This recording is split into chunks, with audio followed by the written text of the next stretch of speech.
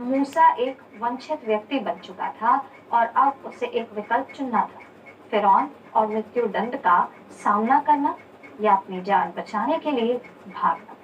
क्या मोड़ है दोनों घटनाओं का। इसलिए मूसा भाग गया। वो जंगल में यात्रा करता रहा जब तक कि वो मिद्यान नहीं पहुंच गया। इस समय तक वो शायद शारीरिक रूप से बहुत खराब स्थिति में था। हमें नहीं पता कि उसके पास हथियार थे या शिकार करने का हुनर, या उसे खाना या पानी पिए हुए कितना समय हो गया था। उसे एक कुआं मिला और वो वहां कुछ जलपान कर सकता था।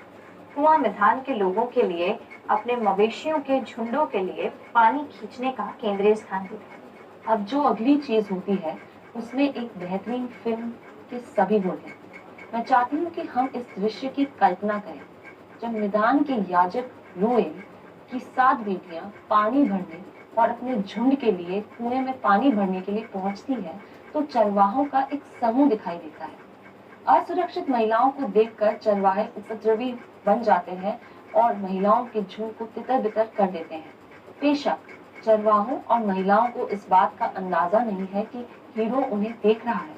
मूसा पास ही था और वो चरवाहों से महिलाओं की रक्षा करने के लिए उठ खड़ा हुआ। चरवाहों को भगाने के बाद मूसा ने भेड़ों के लिए हौद भरने के लिए महिलाओं की मदद की। महिलाओं को नहीं पता था कि मूसा कौन है, लेकिन उन्होंने मान लिया था कि वो मिस्र का है। उनकी मदद करने के लिए उसके कार्यों के कारण महिलाओं ने फैसला किया कि वे उस पर इतना भरोसा करती हैं कि उसे अपने पिता के घर ले आते हैं। फिर से महिलाओं ने मूसा के जीवित रहने में महत्वपूर्ण भूमिका निभाई।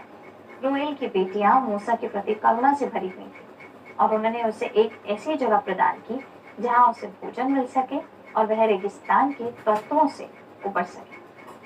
अब सबसे अच्छी बात यह है कि बेटियों में से एक सिपोरा बाद में मूसा से शादी करती है और वो उसके जीवन में अच्छाई और करुणा की एक और मिसाल थी।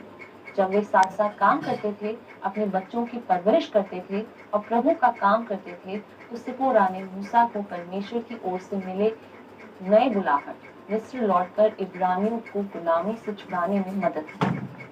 डॉक्टर टेसी थॉमस, जिन्हें भारत की मिसाइल महिला के नाम से जाना जाता है, वो एक अग्रणी व्यक्ति भी कहा जा सकता है जिन्होंने रक्षा अनुसंधान के पुरुष प्रधान क्षेत्र में रूढ़िवादियों को तोड़ दिया।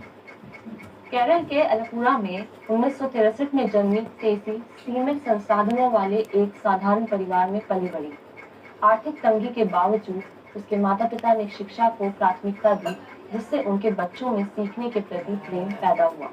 टेसी का विज्ञान और प्रौद्योगिकी के प्रति आकर्षण बचपन से ही शुरू हो गया था।